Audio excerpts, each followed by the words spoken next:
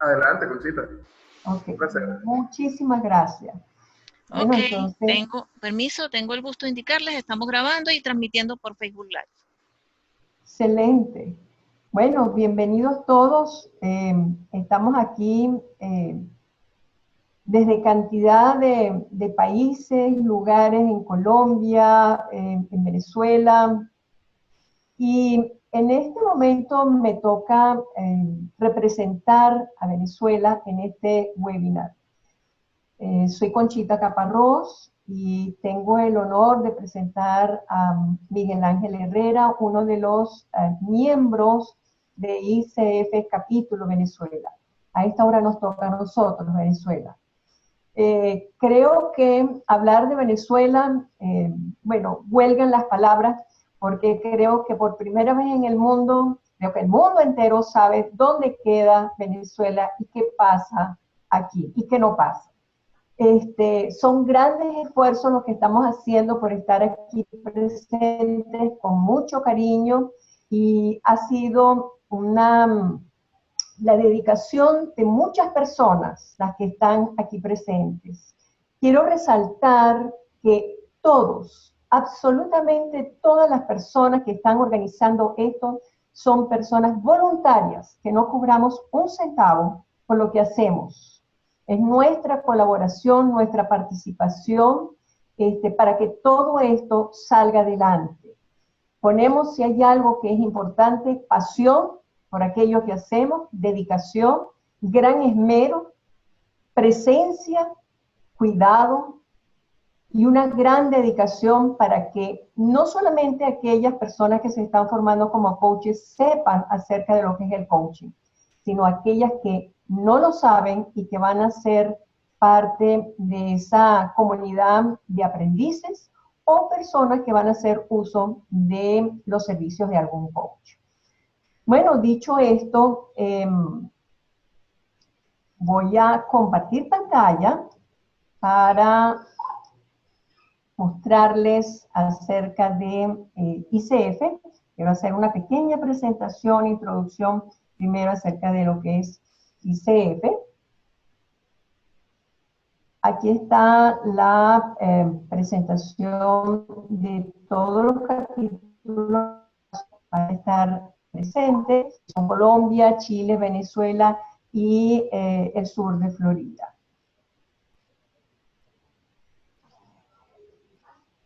Quisimos hacer esta pregunta de qué es la Federación Internacional de Coaching para usted como cliente, porque queremos en este momento capturar la atención de todas aquellas personas que en algún momento quieren o se plantean la posibilidad de contratar los servicios de un coach. ¿Y qué representa el contratar a un coach de la ICF y, bueno, para usted como cliente? Pues representa una garantía. Primero, que la persona que va a contratar, si pertenece a ICF, tiene una formación sólida y experiencia que ha sido verificada por la ICF. Que esa formación tiene estándares y verificación estricta. Que si ese coach tiene credencial de la ICF, posee una cantidad de horas específicas, verificadas, de experiencia, que ha pasado por unas pruebas de conocimiento y que estas todas han sido validadas por la ICF. Y que esa persona tiene que estar en constante mejora de sus conocimientos y desempeño. Porque si tiene una credencial, esa credencial la tiene que renovar cada 3 años y presentar una serie de pruebas que garanticen que esa persona está mejorando, desarrollando, adquiriendo nuevos conocimientos y experiencia. Todo esto le garantiza que tiene un coach que posee una actualización y desarrollo constante. Ahora, ¿qué es la Federación Internacional de Coaching para usted como coach? Aquel que dice, bueno, yo me quiero formar como coach. Bueno, representa a una organización de reconocimiento mundial que en estos momentos se encuentra en 76 países presentes, que tiene altos estándares de exigencia, de eficiencia, de seguimiento de todos aquellos que son sus miembros. que hay un 44% de la población de esos miembros que están en la ICF que están credencializados, que en todos esos países que ustedes ven allí hay un grupo de voluntarios, igual que los que estamos aquí presentes, trabajando y mostrando lo que es la ICF para todos ustedes, para enriquecer conocimiento, para generar esas redes de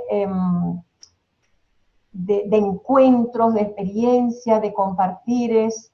De eso se trata. Somos aliados estratégicos porque supervisamos las nuevas prácticas, las buenas prácticas, porque hay programas, las escuelas no se acreditan, son los programas que están acreditados por la ICF. Y las escuelas que se exponen a esa situación de obtener una acreditación de algún programa tienen que pasar por altas exigencias, lo cual significa que usted como cliente, cuando vaya a escoger un programa para formarse, si usted observa, si es ACTP, ACTCH o CCE, estará viendo que es un programa que ha pasado por altos estándares y supervisión. Que si tiene un coach que además tiene credencial MSC, PCC o ACC, significa que tiene muchas horas de vuelo en su haber, lo cual le otorga a usted una cuota de confianza bien importante.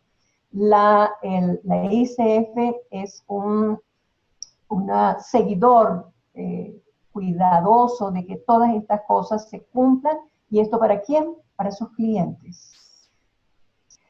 Los tres grandes aportes de la ICF es que, primero, esta organización es el recurso más importante del mundo en cuanto a coaches profesionales, es una fuente de referencia. Quiero decirles que en este momento muchas empresas en muchas partes del mundo, lo primero que preguntan, ¿pertenece usted a la ICF? ¿Tiene credencial de la ICF?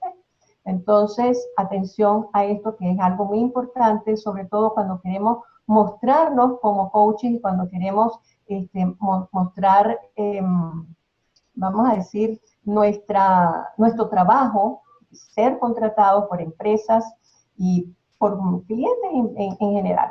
Además, hay un código de ética que seguimos en forma estricta y hay representantes dentro de la ICF Global que se encargan de que todo esto se siga en forma bien rígida. Hay un seguimiento muy cercano.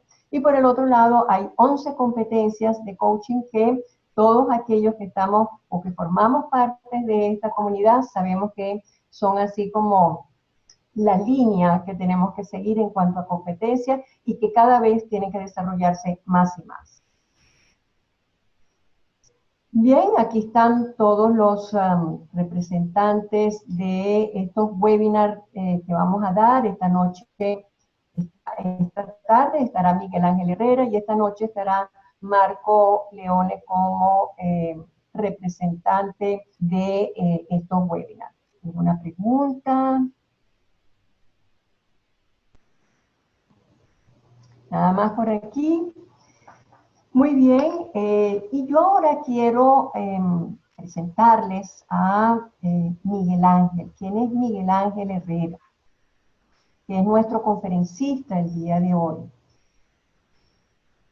Miguel Ángel es licenciado en Ciencias Administrativas y Gerenciales, certificado como coach de vida en el Instituto Eric Berne, coach organizacional y coach transaccional en el Instituto Eric Berne, Master Practitioner en Trainers Training en Programación Neurolingüística, facilitador en risoterapia, director de Asuntos Estudiantiles del programa Ser Embajador de Posibilidades del Dr. Fernando Flores durante la alianza de la Red de Talento con Pluralistic Networks, coach supervisor de los programas de certificación en coaching organizacional, coaching ontológico y life coaching de Red Talento, observador del programa Ser Embajador de Posibilidades en sus versiones 5 y 6 y participante del programa Comunicación para la Acción de la empresa Pluralistic Networks. Embajador de Desafío Coaching para la ciudad de Valencia. Valencia es una ciudad que pertenece a Venezuela. También hay una Valencia en España, pero estamos hablando en este caso de Venezuela, de Valencia, Venezuela. orador del Conference Impact de Desafío Coaching del 2018, es miembro de la ICF y de ABECOC. ABECOC es la Asociación de Coaches de Venezuela y tiene en este momento en su haber alrededor de 1.200 horas de coaching con clientes de 13 nacionalidades diferentes aproximadamente. Bueno, ese es Miguel Ángel Herrera. ¿Qué más me falta por decir de Miguel Ángel? Quiero agregar que este es un webinar que va a tener unidades de estudio, va a otorgar unidades de estudio para todas aquellas personas que lo requieran. Y cada país va a ser responsable de gestionar las unidades de estudio. Las unidades de estudio son importantes para todas aquellas personas que tienen credencial, porque al término de los 3 años tendrán que tener un acumulado de unidades de estudio para, ¿cómo se llama?, renovar su credencial. Bueno, dicho esto, Miguel Ángel, tú eres dueño, señor, de cómo vas a manejar esto. Estaremos aquí en la parte de atrás apoyándote en todo aquello que necesites.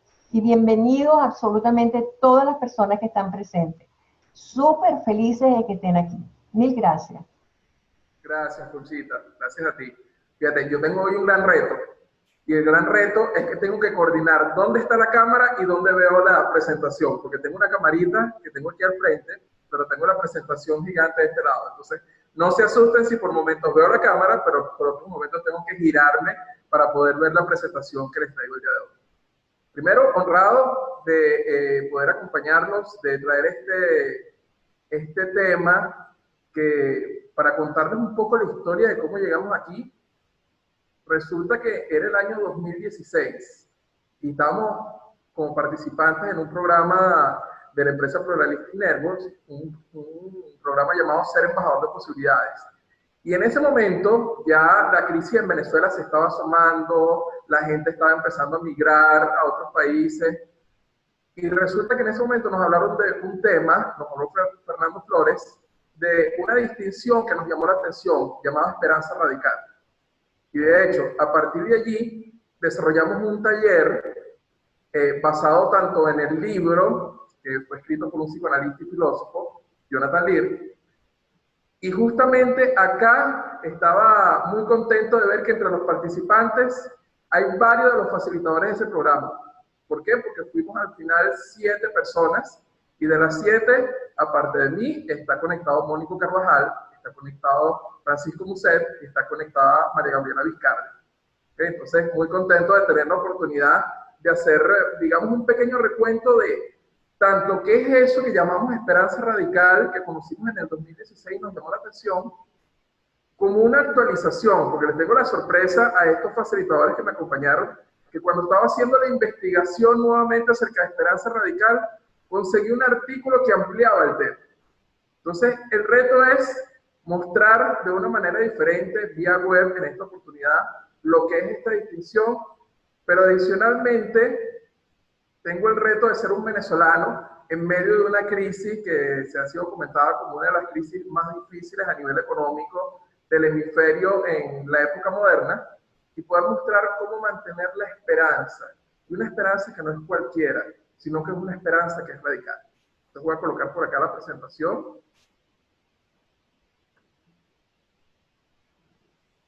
A ver. Perfecto.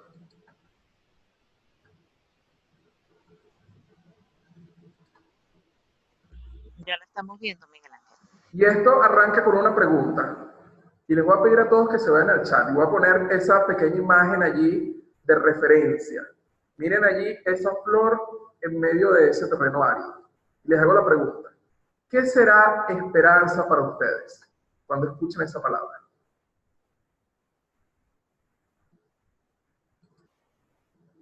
A ver, lo pueden ir colocando en el chat. ¿Qué será la esperanza? Renacer, dice Dioxi. Posibilidad, esperar, la capacidad de resistir desde la fe. Qué bonito, Tania.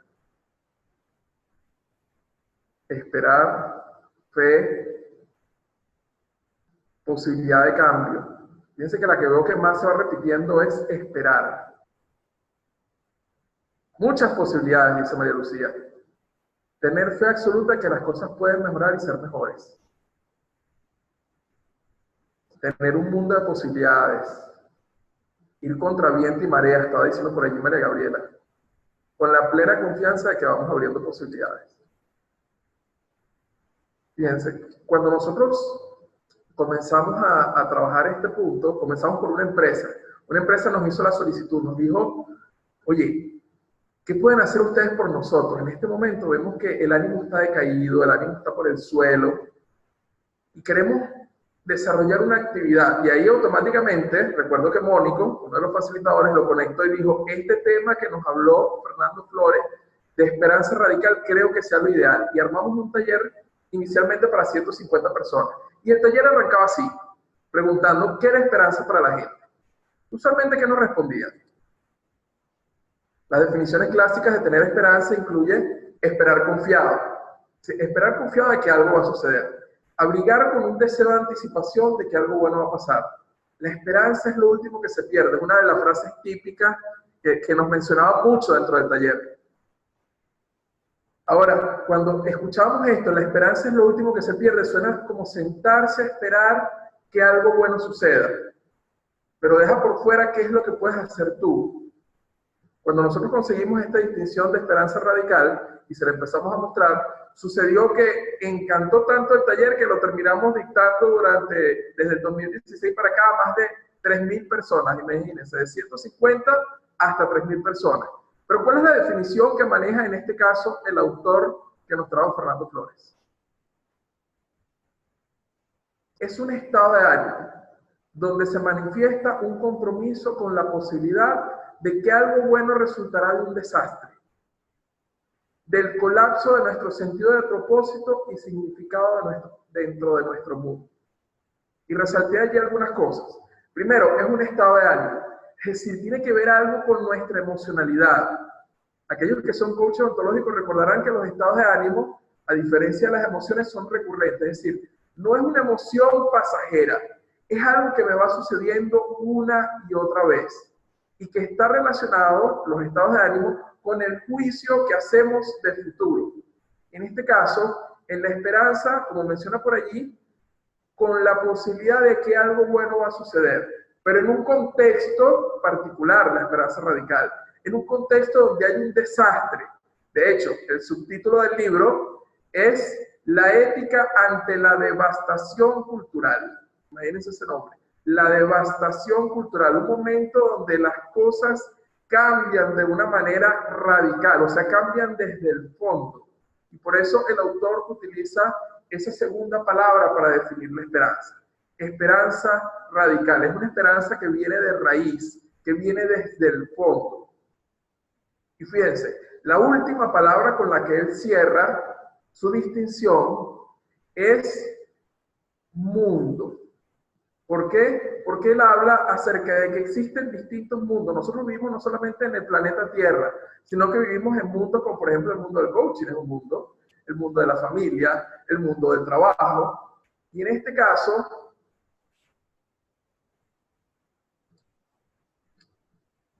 para mostrarles, esta es la portada del libro. No se consigue en español, a veces me preguntan si se consigue en español, o por lo menos yo no lo he visto en español, se consigue solamente en inglés.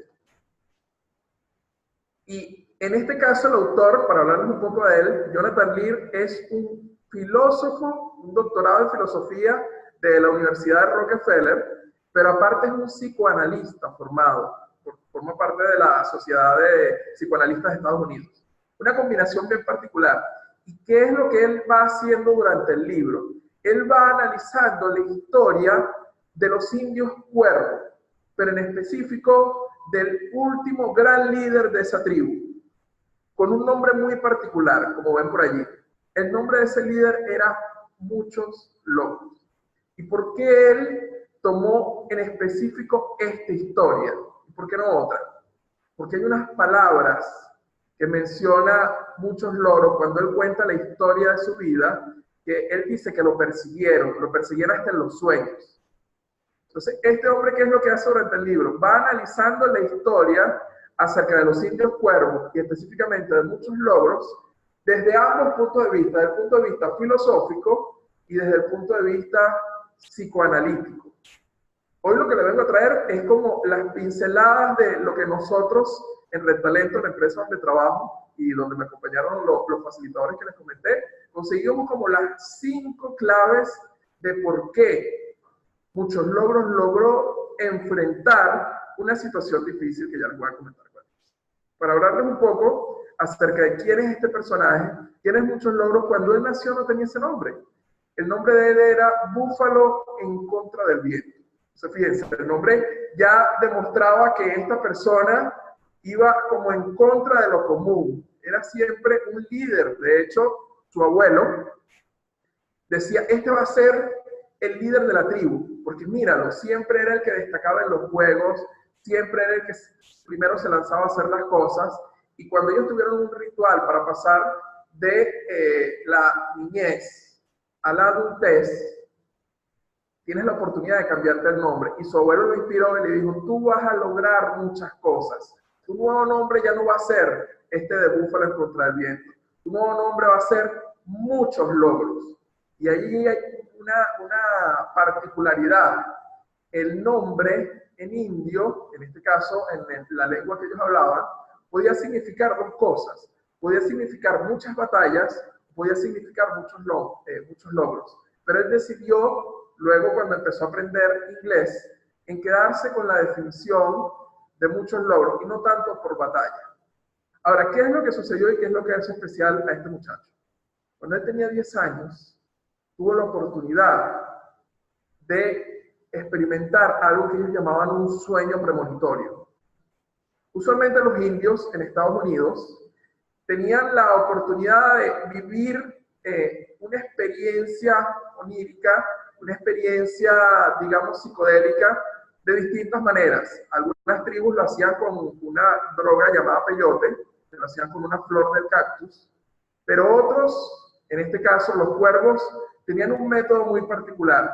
Ellos se metían en una choza, así tipo sauna, un temazcal, lo conocen en algunas oportunidades en español, entran en esa choza y luego cuando él estuviese muy cansado salía de allí y tenía que estar en un espacio aislado para esperar a que le llegara el sueño. Y en el caso específico de los cuervos, si ese sueño no aparecía, tomaban una de sus manos y empezaban a cortar la punta de sus dedos para poder inducir ese estado de sueño. Cuando él entonces tenía aproximadamente 10 años, no se sabe específicamente en qué momento fue, él tuvo un sueño muy particular. Él se imaginó la sabana donde estaba su tribu. Se imaginó donde estaban las casas, donde estaba el ganado. Y de pronto él vio que se abrió un hueco en el medio de la sabana. Y de allí en ese hueco empiezan a salir los búfalos y empiezan a correr en estampida. Y empiezan a arrasar con todo, empiezan a arrasar con las casas, con los sembradíos, con las distintas animales que tenían. Y los búfalos van arrasando, van devastando y se pierden en el horizonte. De último sale un búfalo gigante. Ese búfalo gigante se le acerca, lo mira a los ojos y se convierte en un hombre. Y ese hombre le dice, tú tienes una misión muy importante. Y esa misión es que va a suceder algo muy difícil para nuestra tribu. Y tu rol va a ser liderar cuando venga ese proceso difícil. Y lo acompañó para que viera la devastación de su tribu. Y en un momento lo acompaña hasta un árbol. Y en el árbol, que era lo único que quedaba de pie, o sea, arrasaron con todo y solamente había un árbol. Se acerca este hombre, ve el árbol y le muestra que en el árbol estaba viviendo un pequeño pájaro, el carbonero negro. Y le dice, tu misión es aprender de este carbonero negro. Este carbonero es el espíritu que te va a enseñar lo que necesitas saber para afrontar esta situación difícil. Él despierta de este sueño y vuelve a la tribu y lo cuenta. Algunos lo tildan de loco porque no todos los sueños premonitorios se cumplían. Pero hubo la particularidad de que como este muchacho era un líder nato y ya se empezaba a decir que él iba a lograr ser el líder de la tribu, algunos de los ancianos, de los más sabios, deciden escuchar este sueño premonitorio. Y pasaron aproximadamente unos 12, 13 años en los cuales él se quedó preguntándose qué es lo que el carbonero negro me tiene que enseñar. Para ir avanzando un poco con la presentación, él soñó que los búfalos se iban y no regresaban más. Solo sobrevivió el pájaro carbonero. La tribu por 10 años, creo que fueron 12, debatió esto. Ahora, ¿qué es lo relevante del sueño? Que los búfalos se iban. ¿Y por qué es tan relevante para ellos que los búfalos se iban? Porque ellos comían carne de búfalo, bebían la leche de las búfalas. Su ropa estaba hecho con el cuero de los búfalos. Los tipis, que son las casitas donde ellos vivían, estaban hechos con los cueros de los búfalos. Su referencia con las otras tribus era justamente pelear para poder conseguir más territorio donde poder cazar búfalos. Es decir, toda su vida giraba en torno a los búfalos. Entonces imagínense lo particular de ese sueño premonitorio. Era un sueño donde se iba a devastar la tierra y los búfalos, el centro de su vida, iban a desaparecer. Ante eso, él durante ese tiempo empezó a investigar cómo podemos nosotros vivir sin los búfalos. ¿Y qué es el rol de ese pájaro carbonero que este hombre búfalo me enseñó que tenía que aprender? Y allí, cuando él cuenta a lo largo de su vida la historia de este sueño, él siempre cerraba con una frase. Y la frase es esta. Cuando dice, después de que yo tuve este sueño y que vi todo devastado, el hombre búfalo se fue y después de esto, nada pasó. Esa es la frase que a este psicoanalista, filósofo, Jonathan Lear, le impactó tanto. Y se hizo la pregunta, ¿qué significará eso? Que después de esto, nada pasó. Suena como si fuese, digamos, una persona depresiva, una persona que se entregó a morir porque su mundo se acabó.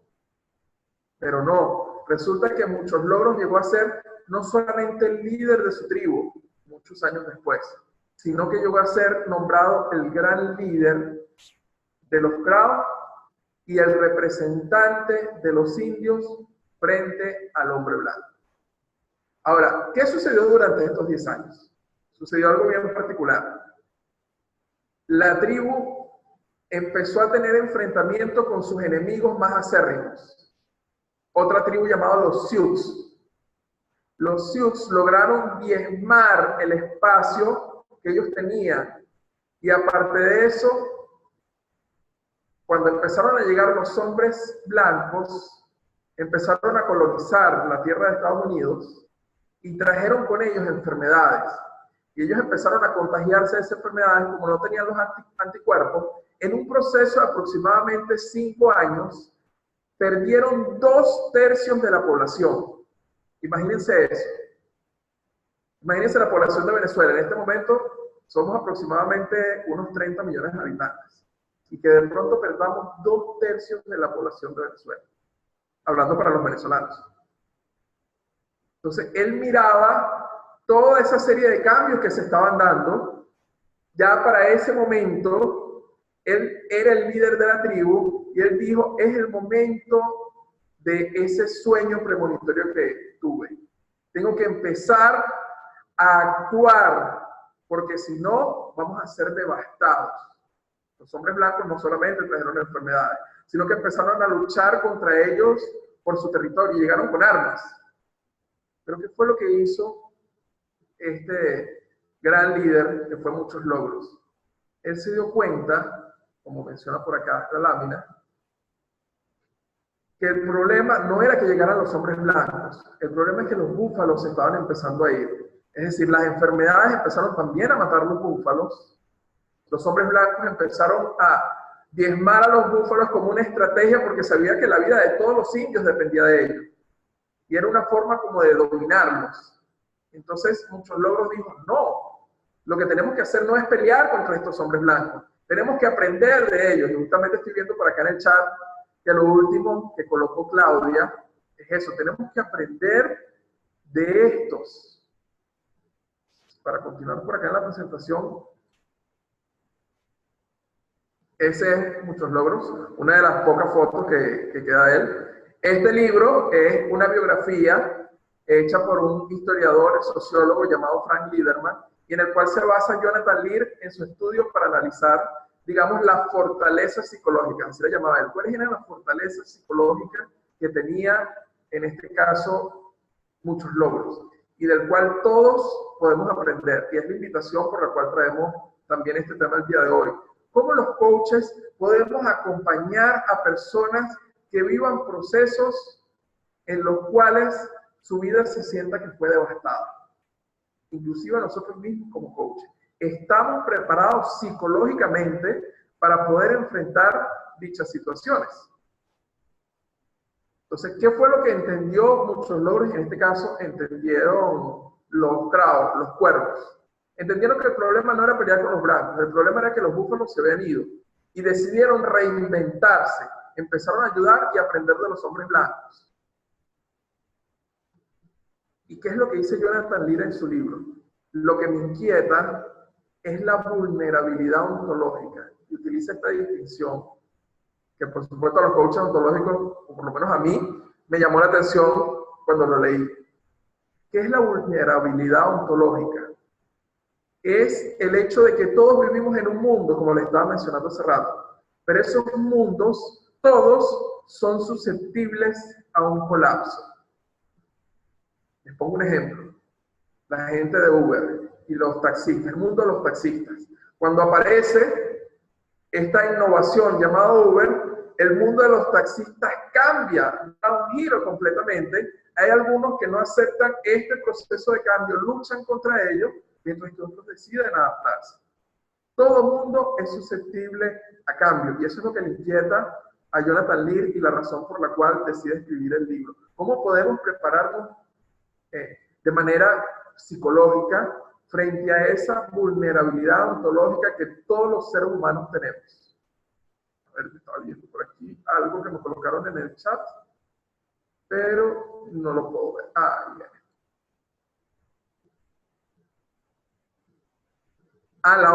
Laura está diciendo, justamente me preguntaba por la identidad ontológica del pueblo de Muchos Logros. Y es el análisis que hace Jonathan Lear. Cómo su identidad fue modificada, porque cuando aparecen los hombres blancos y empiezan a someterlos con sus armas, le empiezan a colocar reglas, le empiezan a decir, tú tienes que vivir en este espacio, en este reservorio, está prohibida la caza. Imagínense ustedes, el centro de su vida, la manera como ellos conseguían los alimentos, le dicen, está prohibida la caza, está prohibida la lucha entre tribus, que era otra de las formas de vida que ellos tenían. ¿Okay? Algo central dentro de sus vidas. Entonces, ¿qué es lo que vamos a revisar? ¿Y qué es lo que les vengo a mostrar el día de hoy?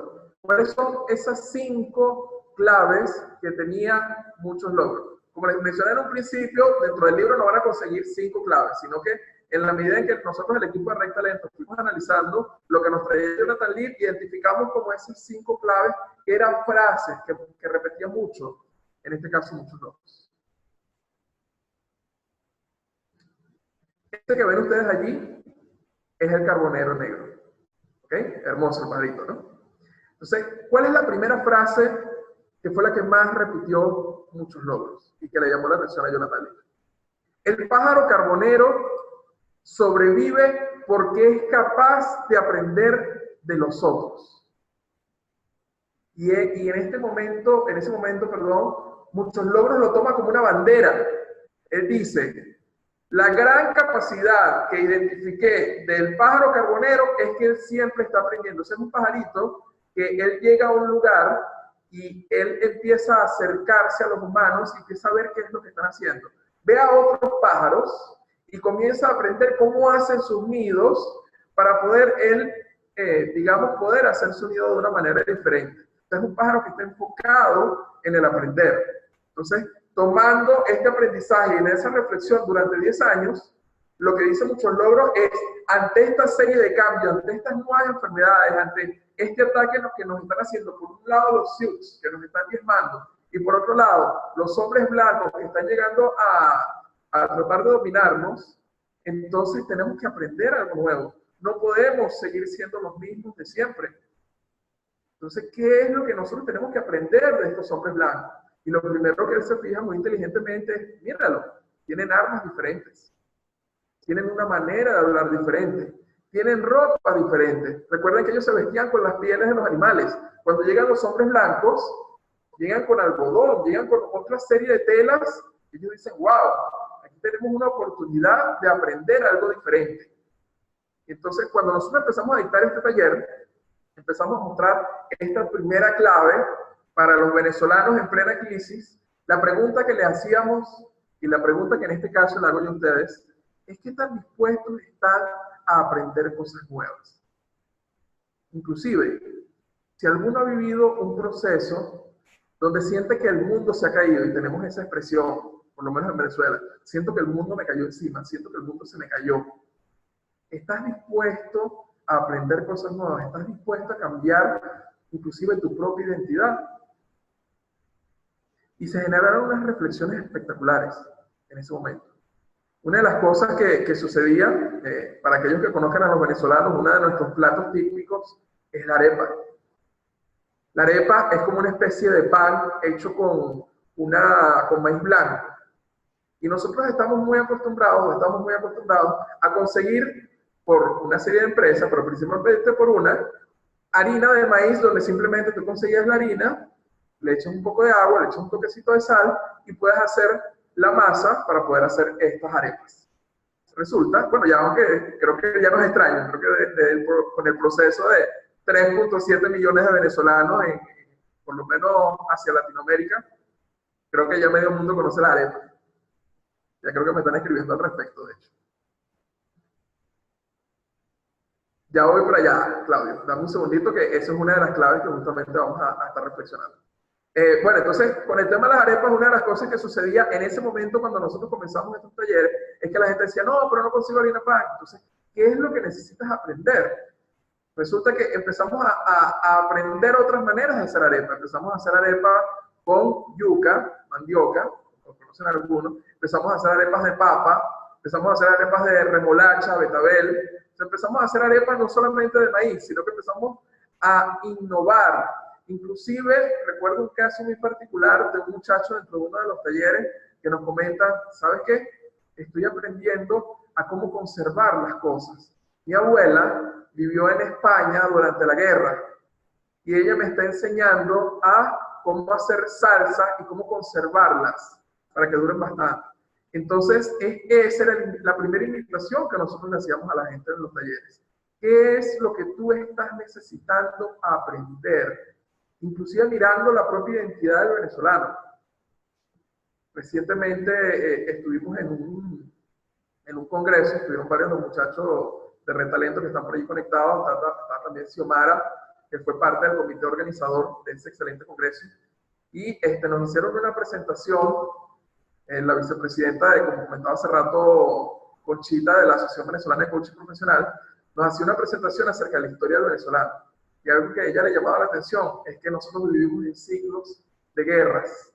O sea, cada cierto tiempo, mirando desde la historia, desde los indios venezolanos hacia acá, vivimos procesos donde generamos una guerra entre nosotros y son ciclos que duran aproximadamente 20 años. Entonces, ¿qué es lo que nosotros los venezolanos necesitamos aprender para poder, digamos, pasar, utilizando un poco los términos que utilizaba en ese momento la conferencista, Mari Carmen Padrón, que ella decía, para poder trascender ese tema generacional que nosotros tenemos con pelearnos con nosotros mismos y con sufrir guerras y procesos de devastación.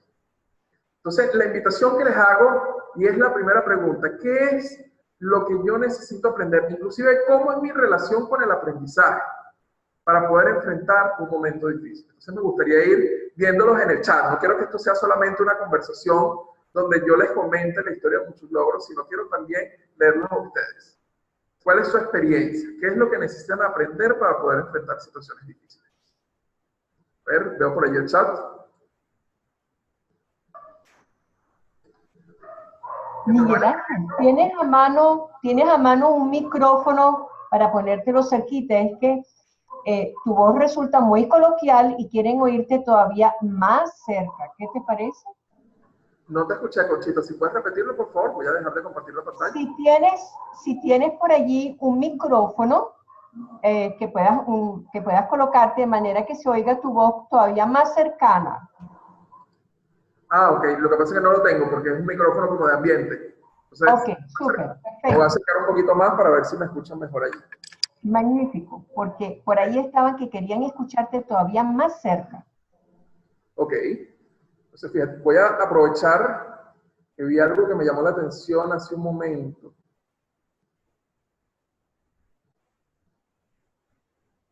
Ah, lo que decía Marixa. Saludos, Marixa. Tiempo sin saber de ti. ¿Cómo muchos logros toman protagonismo como clave de sobrevivencia? Y esto es lo que le llama la atención a Jonathan Lear. O sea, él busca, lo que buscó muchos logros no fue solamente la sobrevivencia biológica, sino la sobrevivencia ontológica. Y eso lo vamos a ver un poco más adelante. ¿Qué es la sobrevivencia ontológica? Es lo que mencionaban hace rato. ¿Cómo se modifica mi identidad? ¿Cómo me miro yo a mí mismo? Y una reflexión que hacía con respecto a los venezolanos. ¿Cómo me miro yo a mí mismo frente a este proceso de cambio? Entonces vamos a ver lo que me van colocando por ahí en el chat. Soltar, desapego de formas de ser y hacer. Aprender a ver siempre la oportunidad en la dificultad. Aprender el desapego. Aprender a aprender. Y fíjense que ahorita que mencionen esa habilidad, mucho de lo que menciona muchos logros está relacionado con esa capacidad de aprender a aprender. Reconocer mi fuente de poder. Ángela pregunta en relación al aprendizaje, ¿cómo derrumbar los paradigmas? Si quieres, las preguntas vamos a dejar por lo menos de ver las 5 primeras claves y cuando veamos el ciclo, porque él tiene como una manera de irlas mostrando que se van relacionando y en el fondo todos tienen que ver con esta habilidad de aprender a aprender.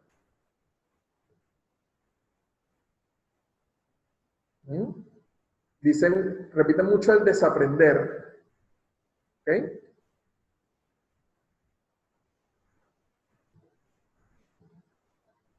Aprender a ser otro, transformarme mirando quién había venido siendo. Eso que dice Jesús es clave. Saludos, Jesús.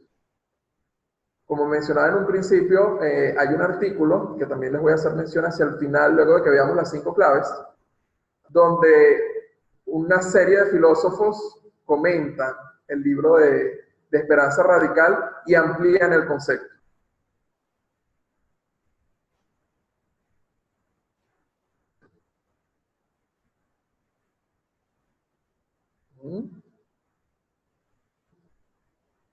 Aprender a vivir de una manera trascendente con claridad de lo que es importante para vivir, excelente.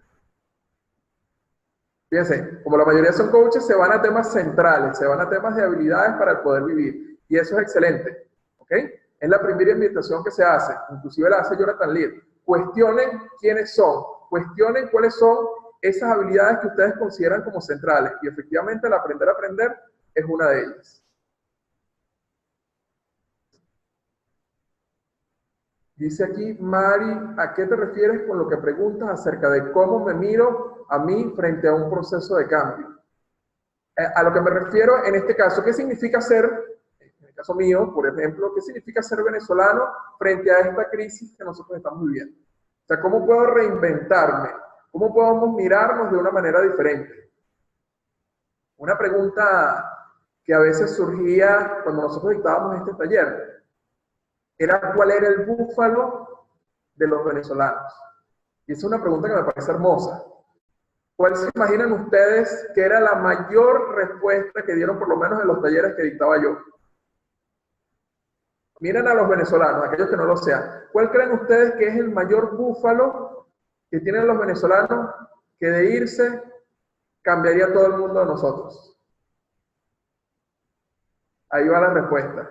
Janelia dice el petróleo, Carlos Quintana dice el petróleo, Pablo Luciano dice el petróleo. Y efectivamente, cuando yo decía esa pregunta, lo que más se repetía era el petróleo. Claro, porque ¿cuál es la identidad del venezolano? Cuando el venezolano piensa en sí mismo, piensa, yo soy una persona que vive en un país rico. ¿Por qué vivo en un país rico? Porque tengo petróleo. Ahora, fíjense qué particular, cómo nuestra identidad está desarrollada a partir de allí. Y resulta que estamos viendo dos procesos. Uno, desde hace algunos años, sin entrar en el tema del por qué, la industria petrolera venezolana viene en una caída impresionante. Pero no solamente eso, si miramos el entorno, estamos viendo que se están generando una serie de energías alternativas renovables. Y eso implica una mayor caída en el largo plazo del petróleo. O sea, indiscutiblemente, el petróleo va a ser desplazado, o por lo menos va a ser minimizado en su uso. Por lo tanto, la identidad del venezolano de somos ricos porque tenemos petróleo se va a modificar. Entonces, ¿cómo estamos nosotros enfrentando ese cambio de identidad en este momento?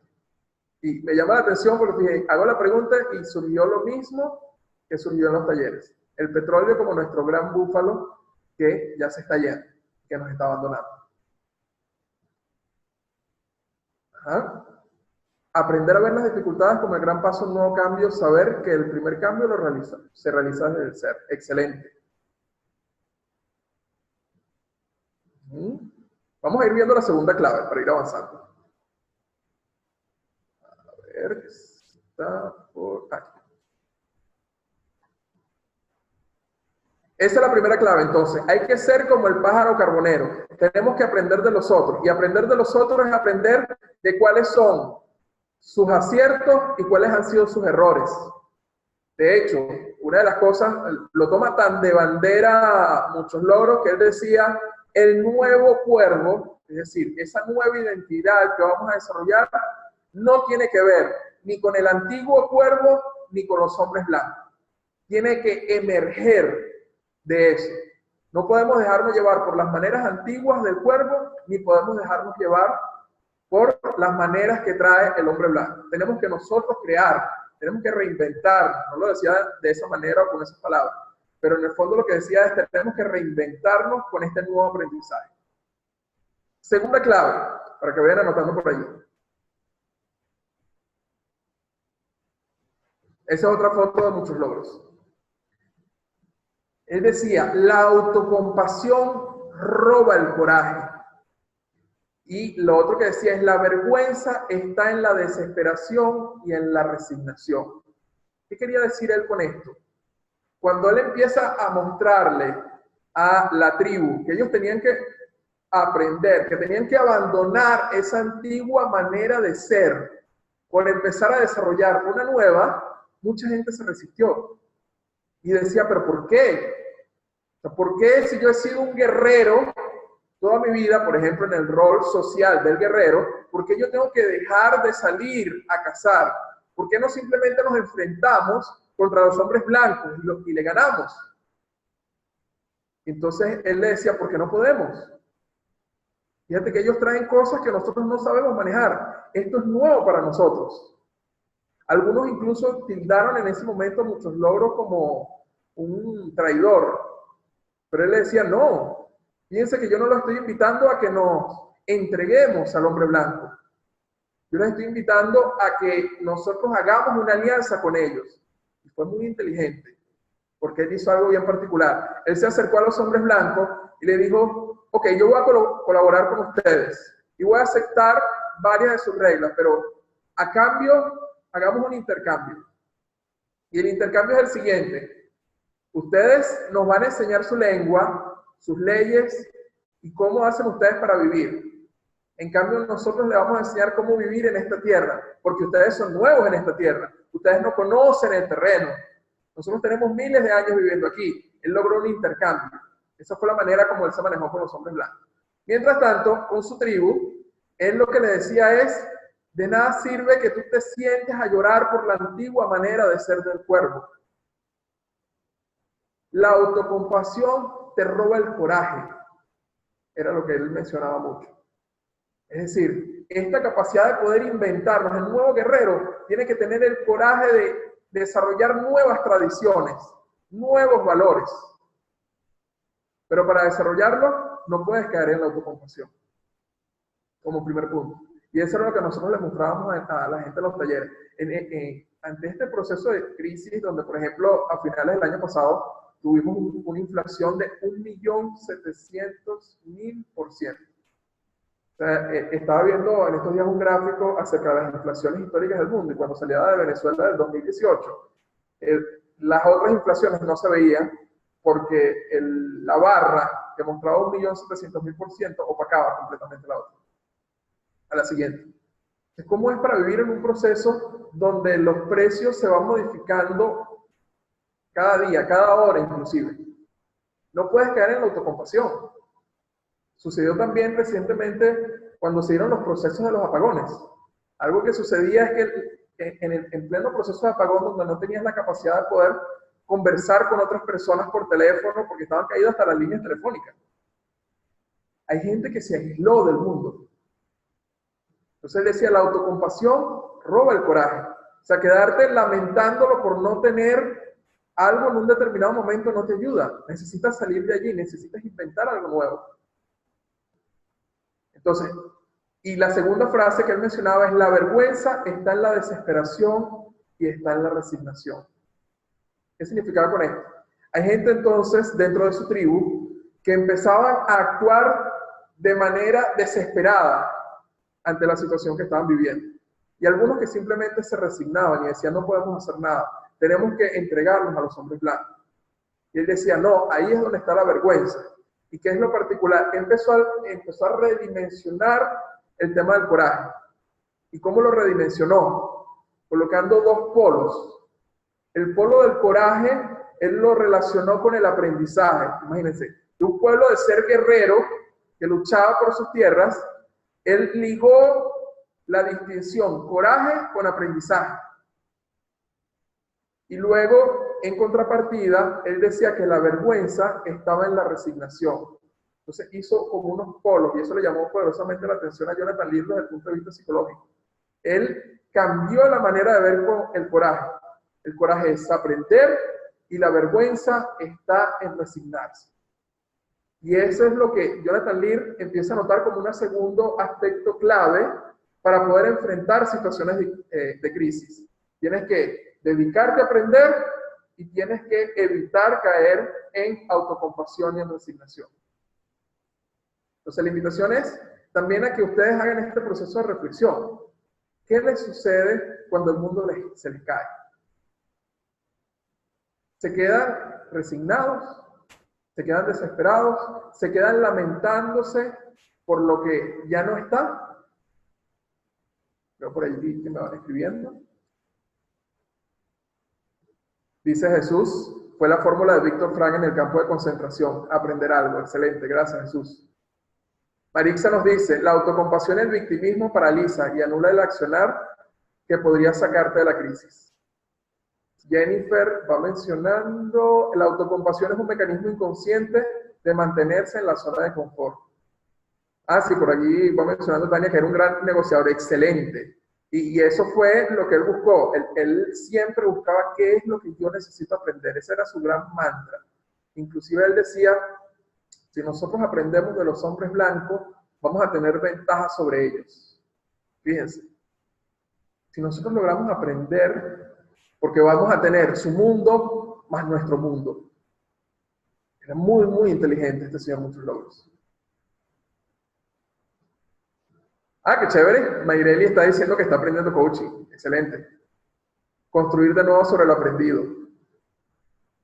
Ah, por ahí mencionan, claro, cuando se cae en la actitud de autocompasión, entramos en el quejómetro.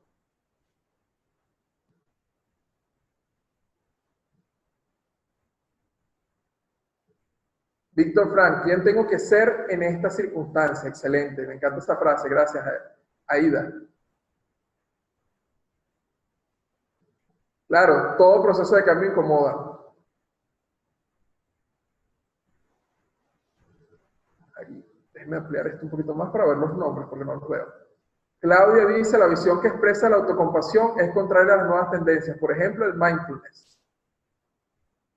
Autocompasión es quedarse en el mismo lugar sin reconocer sus potencialidades. Muy bien.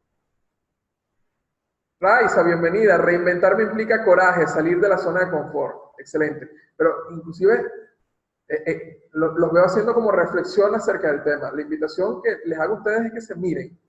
Aprovechen esta oportunidad y mírense en qué momento, frente a un cambio, han caído en la resignación. Y creo que todos hemos pasado por allí. Me pasó, lo comento con ustedes, en un momento, recuerdo, en todo este proceso de los apagones del mes de marzo en Venezuela, me sucedió que en un momento dije, Dios mío, ¿cómo voy a poder afrontar esta situación? Y estuve allí, recuerdo, en un par de horas. Y salí a partir de poder conversar con otros. Y ya vamos a hablar de eso. Entonces, esa es la segunda clave. Vamos a leer algo más del chat y continúo. Andrés Galíndez, saludos. El caballero está por allá por Medellín. A veces la autocompasión me quita la posibilidad de reaccionar ante mis errores y accionar para hacer las cosas mejor. Yanelia, he caído en mi autocompasión porque me he quedado sin agua, sin luz y sin gas. Me pasó, no te preocupes. Aida, estuve a punto de caer en mi último viaje. Entonces vamos a ver, y regresé como águila. Ah, excelente, qué bonita esa metáfora, me encanta. Entonces vamos a continuar, porque fíjense cómo se va enlazando estas frases. La primera, tengo que aprender, porque ese es el estilo del carbonero. Y él empieza a ligar el coraje con el aprender. Y empieza a ligar entonces la vergüenza, que es la segunda clave, con el resignarse y con caer en la autocompasión. Pero hasta ahí no llegó muchos logros, tenía otra frase muy particular. Y miren eso allí. Dentro de la tribu de los cuervos existía una leyenda, que era la leyenda de los 4 vientos. Ellos decían que esos 4 vientos llegaban en distintos momentos, pero había situaciones en las cuales los 4 vientos convergían y se generaba una gran tormenta. Y la frase que él decía, el mundo es un lugar donde puede caer una tormenta que nos abrume, pero en el fondo siempre vuelve la bondad. Y él decía, el mundo, por más que hayan situaciones difíciles, siempre cambia. El mundo es un constante cambio, como esos 4 vientos que van y vienen. Hay oportunidades donde esos 4 vientos convergen, pero va a haber alguna situación donde eso se modifique. Entonces veamos cómo él empieza a estructurar este estado de ánimo mirando el futuro. Él mira un futuro donde dice, no importa que esta tormenta dure, en algún momento va a retornar la situación de normalidad. Él lo dice, va a volver la bondad, por más difícil que sea. Porque el mundo es así, el mundo es bondad. Era la distinción que él utilizaba. Esto nuevamente nosotros lo mostrábamos en los talleres y para algunos era difícil escucharlo. Pues oye, llevamos mucho tiempo en este proceso de crisis. ¿Cuánto tiempo va a durar? Era la pregunta, y la pregunta que todavía nos hacemos algunos, porque esto no, por lo menos la crisis económica no ha terminado. Y es importante recordar, y era la invitación que yo les hacía, las distintas crisis por las cuales ha pasado los países en el mundo. Yo sé que aquí hay gente de distintos países. Y quiero que miren, por ejemplo, las cosas que sucedió en Alemania. Después de 2 guerras mundiales, imagínense, casi que podríamos decir desde el punto de vista histórico, muy seguidas. Y cómo lograron levantarse de allí. La bomba atómica en Japón. Los cambios tan rápidos que se dieron, por ejemplo, en Singapur.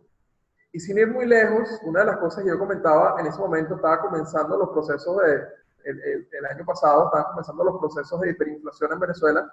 Yo le decía, miremos los otros países. Cómo los otros países han logrado salir de procesos de hiperinflación.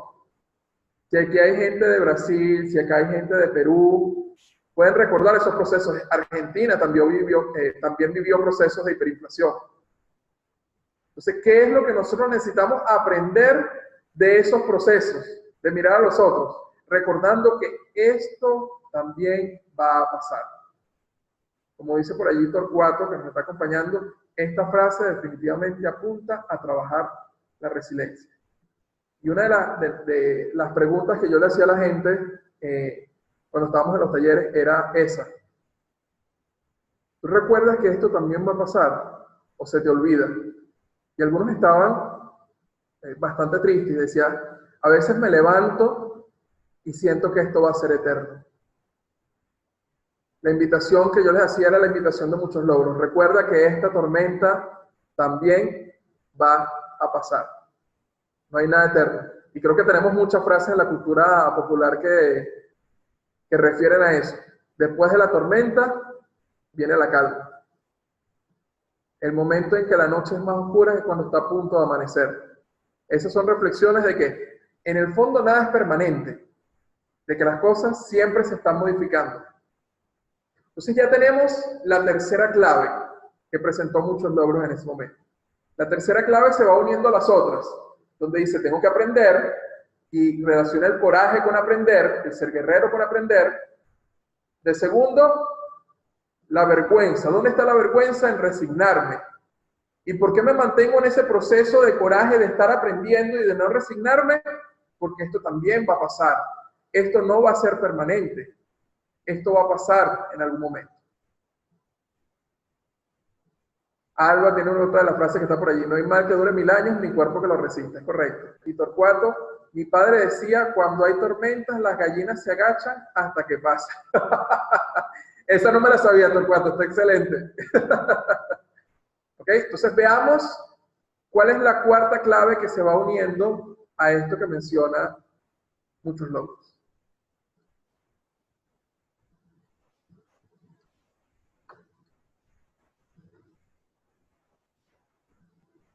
La cuarta clave no es aislarse de lo que sucede, esperando que todo mejore.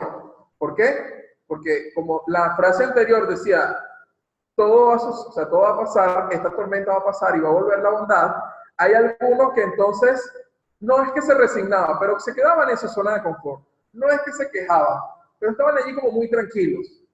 Y él le decía, no se trata de aislarse, esperando que todo mejore. Es enfrentarlo como un guerrero. Y él utilizaba de ejemplo algo que sucedía en una de las tribus contrarias. ¿Se acuerdan que les mencioné que una de las tribus enemigas eran los Sioux?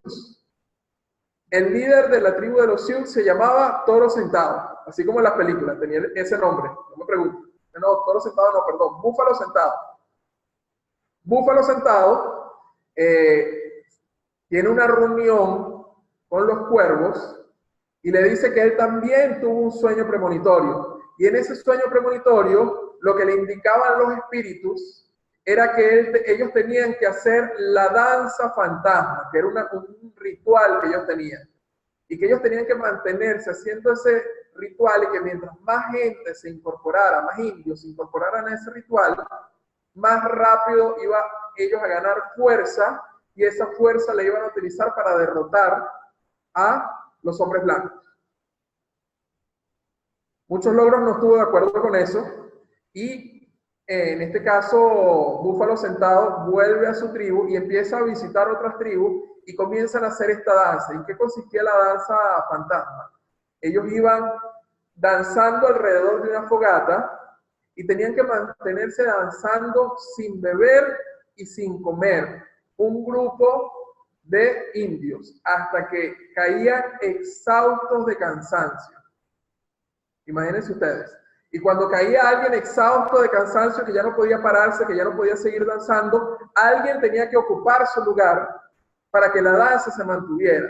Ellos comenzaron esa danza el 9 de octubre, no recuerdo ahorita el año exacto. La danza duró 3 meses. Imagínense ustedes eso. 3 meses, un grupo de indios girando alrededor de una fogata donde se iban intercambiando. ¿Qué es lo que dijo muchos logros? No se trata de eso. No se trata de que nosotros nos sentemos y nos aislemos. Se trata de que tenemos que hacer algo, tenemos que enfrentarlo como unos guerreros. Y ahí entonces él empieza a darle el giro al concepto de guerrero.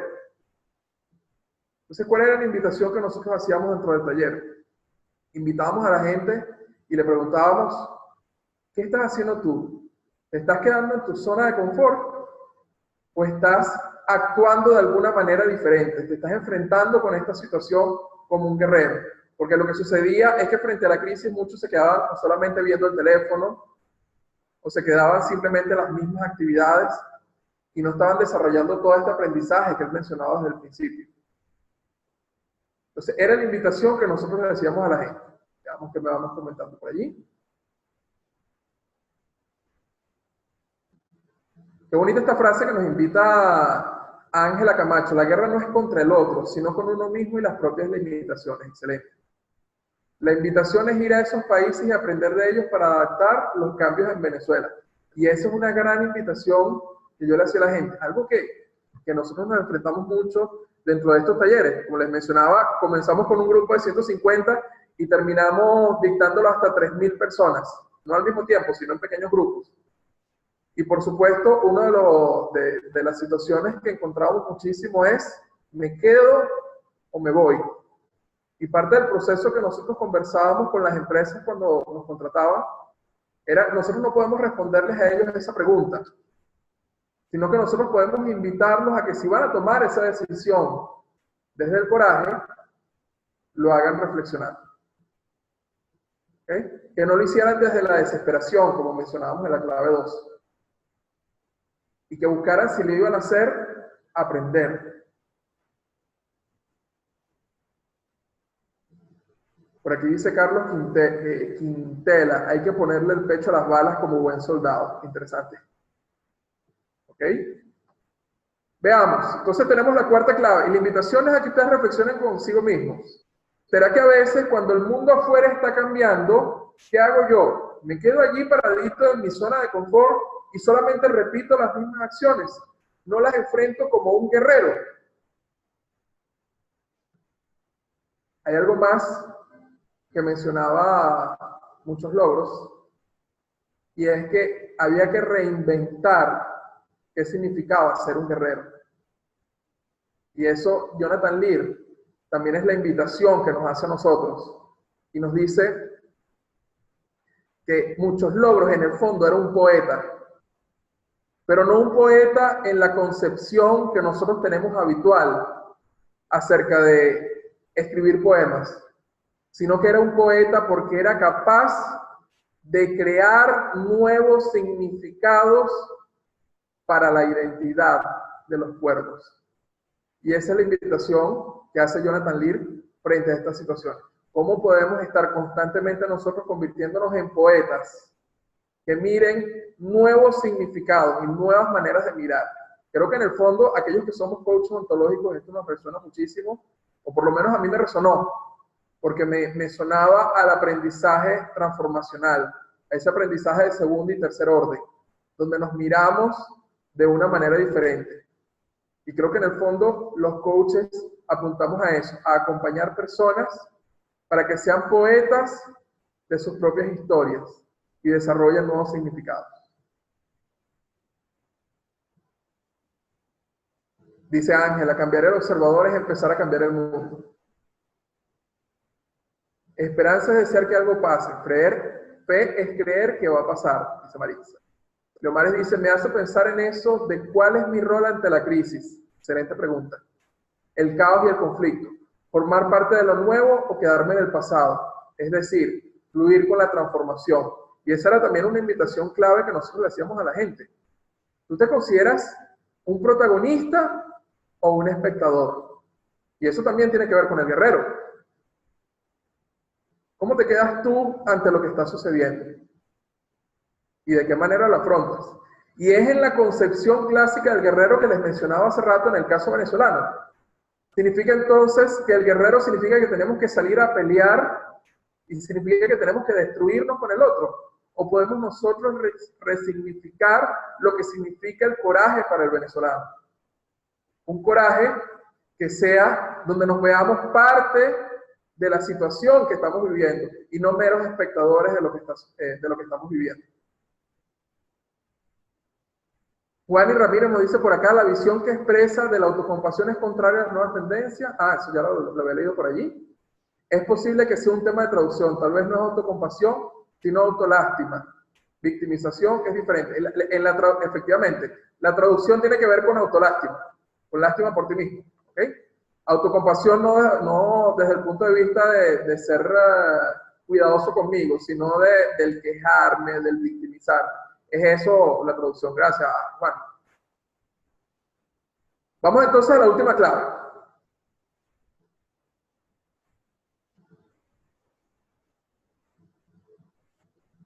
Buscar actuar con la sabiduría de lo aprendido, como el carbonero y no por impulso. Fíjense que aquí es cuando se había mucho de la discusión acerca de cómo actuamos en un momento de crisis. En el caso de los talleres que nosotros estuvimos dictando, la reflexión a la cual llegábamos es que mucha gente se iba del país, imagínense, 3.7 millones de personas hasta el mes de marzo. Se iba en un acto de desesperación, sin analizar, sin reflexionar. Yo le decía, es el momento de la valentía, o lo reflexionamos todos los facilitadores, porque nos pusimos de acuerdo para ello. Es el momento de reflexionar, porque es un momento difícil para todos los venezolanos, tanto el que se queda en Venezuela, como el que se va. La pregunta es cómo lo enfrentas. ¿Desde qué punto de vista lo enfrentas? ¿Desde la impulsividad? ¿Desde el actuar ya? ¿O desde el tomarte el tiempo para hacer, aunque sea un mínimo plan estratégico, de qué es lo que quieres lograr? ¿Okay? Entonces, era la reflexión que nosotros también invitamos a la empresa. Tú no puedes decirle a una persona que no se vaya. Llegó un punto, recuerdo claramente, donde en las empresas todos los días una persona colocaba su renuncia porque se iba del país. Inclusive algunos se iban de vacaciones y cuando retornaban de sus vacaciones, bueno, no retornaban de sus vacaciones, mejor dicho. Y eso presentó un quiebre muy, muy fuerte para las empresas. Entonces, esa es la reflexión con este último punto. ¿Cómo actúas ante la crisis? ¿Actúas por impulsividad o te detienes a analizar y a crear un plan de cómo poder enfrentar la situación? Yo, algo que les mencionaba a las personas en el taller es, si decides irte, ¿cuál es tu plan? ¿Decides investigar cuál es el país a donde vas a llegar? ¿Haces por lo menos un análisis de los costos que vas a necesitar? Y es una conversación muy dura para tener con la gente. En pleno taller, imagínense ustedes. Y aquellos que deciden quedarse, ¿cómo van a decidir quedarse acá? ¿Cuál es su plan? ¿Entienden cómo funciona una hiperinflación? ¿Entienden cuáles son las crisis políticas que estamos viviendo? Entonces, ¿qué es lo que necesitas tú para poder hacer un plan desde la sabiduría, no desde la impulsividad? Entonces, una vez que tenemos esto, vamos a ver las 5 claves, todas juntas. La primera, el pájaro carbonero sobrevive porque es capaz de aprender de los otros. Primera clave, aprendizaje. Y él empieza a ligar el coraje del nuevo guerrero con ser un aprendiz. Segunda clave, la autocompasión roba el coraje. La vergüenza está en la desesperación y la resignación. La vergüenza, por contraste al coraje del aprendizaje, está en resignarme. Tercer elemento, el mundo es un lugar donde puede caer una tormenta que nos abrume a todos, pero en el fondo siempre vuelve la bondad. Entonces la mirada al futuro es, yo voy a aprender, no voy a resignarme y adicionalmente esto va a pasar en algún momento. Cuarto elemento, no es aislarse de lo que sucede esperando que todo mejore, es enfrentarlo como un guerrero, es apropiarme de lo que está sucediendo, es ser un protagonista y ser un poeta que pueda resignificar la identidad que tengo. Y finalmente, actuar con la sabiduría de lo aprendido, como el carbonero, no por impulso. Entonces, si se fijan, hay humildad desde el principio, hay ambición en el segundo caso, hay fe de que esto va a cambiar, hay un reinventarse y hay un actuar estratégicamente. Esa es la combinación que le llamó la atención tanto a Jonathan Lear. Y dijo, esta es la manera de pensar que va hilada una con la otra, que les permitió a los indios cuervos sobrevivir no solamente desde el punto de vista biológico, sino desde el punto de vista ontológico. porque pudieron resignificarse como cuervos. Y es lo que a él tanto le llamó la atención. Entonces, ¿cuál es la invitación en este momento? Mira esas 5 claves que están allí y hazte la pregunta: ¿cuál es la que tú necesitas reforzar en este momento? ¿Será que necesitas desarrollar la humildad para hacerte la pregunta de qué es lo que necesitas aprender? ¿Será que necesitas desarrollar la ambición y salir de espacios de resignación? ¿Será que necesitas recordarte cuando las cosas están difíciles que eso también va a pasar y que es temporal? ¿Será que a veces entonces te quedas aislado de lo que sucede y te quedas como un espectador y no como un protagonista de la historia? ¿Será finalmente que actúas muy impulsivo ante las situaciones difíciles? Entonces, ¿cuál de esas 5 es la que te hace falta desarrollar? Y les invito por favor a que se vayan al chat para que lo comenten.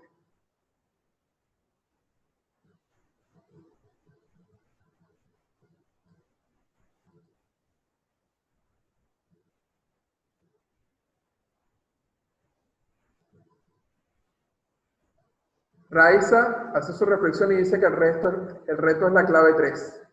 Entonces, a veces se te olvida que esto es temporal, que todo es temporal en esta vida. Gracias, Raiza. Qué bonita reflexión. ¿Quién más por allí?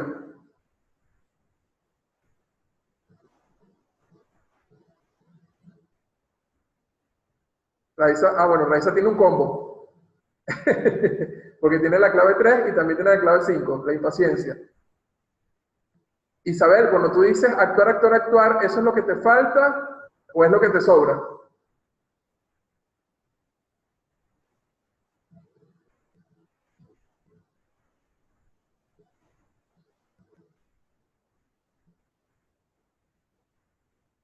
Torcuato dice usar con sabiduría lo aprendido. Entonces, pensar más estratégicamente, Torcuato.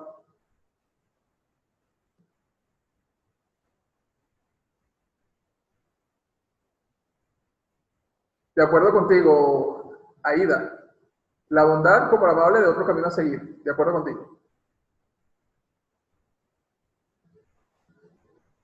Ok. Entonces, lo que te hace falta es actuar, actuar, actuar. Excelente. Yanele se lleva el mantra de qué necesito aprender. Ángela está diciendo algo clave. La reflexión es permanente porque la vida es cambiante. Hay momentos en que permanece la 4, otras el 3, otras el 2. Muy buena reflexión. Alba dice, no siempre quiero ser el guerrero, clave 4. Me gusta escoger las batallas que vale la pena pelear, así que me reto constantemente al actuar con sabiduría.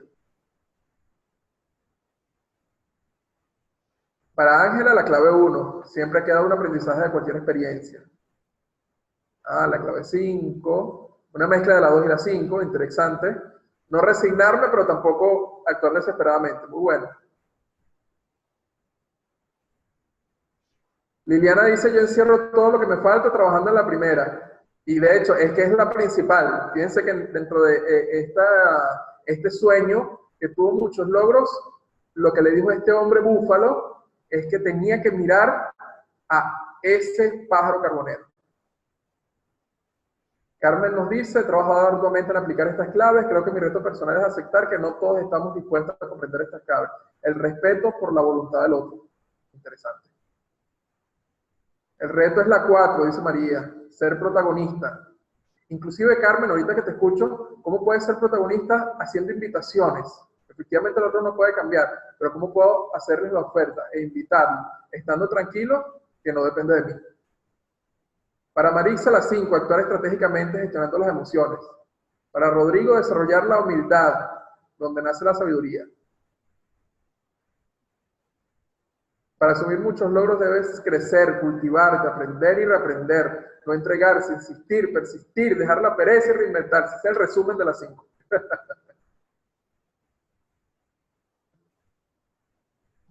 Salir de la queja, dice Loendi, excelente.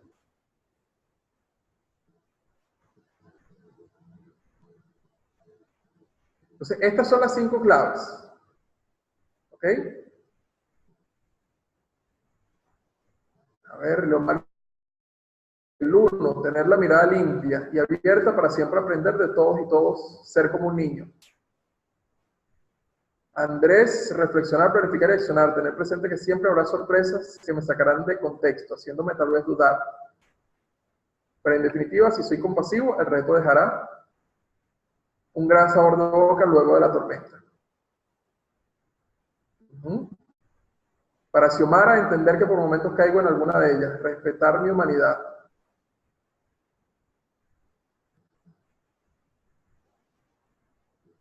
Norma, ¡ay, qué bonito, Norma! Qué chévere que estés por acá. Para mí es enfocarse en lo que deseo lograr y dirigir la energía allí y ver cómo aporto a la situación. Alonso, saludos, por allá por Panamá. Mi reto es actuar con sabiduría, sabiendo que todo pasará, siendo cada vez más corajudo y dispuesto a aprender. Aida nos dice, como dice Freddy Kaufman, de víctima a protagonismo. Eso, fíjense que se relaciona mucho con la clave 4. Está relacionado con eso que nos trae Freddy Kaufman de la responsabilidad ilimitada, la responsabilidad incondicional. Nuevamente, esto quiero que lo enmarquen en una gran pregunta, que es ¿cómo puedo yo enfrentarme a que mi mundo se caiga? Y ya vamos para allá. Ya les pasaré algunas láminas para que también vean cuáles fueron los resultados cuando nosotros mostramos esto dentro de las organizaciones. Ahí está otra foto del pájaro carbonero. Me encanta ese pájaro. Nosotros hicimos una evaluación y más o menos se repetía lo que les voy a mostrar acá. Hicimos una evaluación de 22 preguntas frente a la situación y lo más relevante de este cuadro que les estoy mostrando, porque este es el resultado de una serie de cuadros, es la última pregunta, pues tuvo el horario y la duración, las condiciones físicas, la calidad, los arreglos de la participación, pero el más relevante es qué les pareció el evento en su totalidad. Y más o menos se repetía esto. El 98% de la gente que asistía a este taller que nosotros estuvimos dictando consideró que era excelente, algunos lo consideraban superior. Inclusive pedimos en algunos casos que ellos hicieran dibujos de su aprendizaje y salieron cosas hermosísimas. Por ejemplo, nosotros lo dividimos por grupos y dentro de esos grupos les pedíamos que hicieran como un mural que representara qué habían aprendido de esta experiencia. Y una de las cosas que ellos nos mostraban era esto. Fíjense, este dibujo espectacular del pájaro carbonero, y hablaban acerca de venir de menos a más. Esto pasará, todo es posible, sonríe con cualquier situación. Algo que nosotros hicimos dentro del taller fue que trabajamos el estado de ánimo de la esperanza radical y lo fuimos complementando con otros, como por ejemplo el estado de ánimo del agradecimiento. Entonces, hicimos un compendio en el cual, voy a conversar por acá, hicimos un compendio en el cual no solamente trabajamos la esperanza, sino que lo fuimos juntando con agradecimiento, trabajamos un poco de mindfulness, revisamos también el cómo poder vivir con poco, el minimalismo, el aprender que la felicidad viene de las pequeñas cosas, también lo estuvimos trabajando dentro de ese taller. Hay otro dibujo que también me encantó, que les traigo hoy, que es este. En este dibujo representaron fue el búfalo, ese búfalo que se iban, y ellos hablaban acerca de que era el petróleo, y de que si ese búfalo se iba a ir, entonces teníamos que conseguirnos cuál era la nueva manera de trabajar del venezolano. La esperanza siempre está presente, no importa si te caes, sino cómo te levantes, agradece y reconoce para aumentar el positivismo. No es cuestión de leche, es cuestión de actitud, solo Dios basta. Hicimos muchas reflexiones acerca del rol de la espiritualidad y la religión, la fe, lo fuimos relacionando también con ese proceso. A ver si puedo ver, que veo que me están comentando. La anterior, sí, claro, Aida, dame un segundito.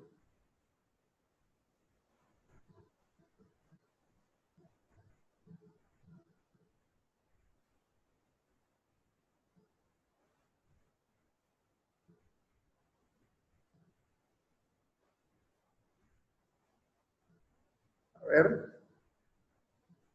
Listo. Un placer, Aida.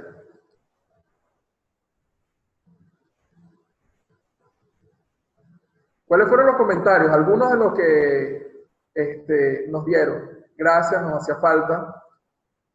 ¿cuándo será la siguiente sesión? Algo que nos pedían es cómo continuamos esto.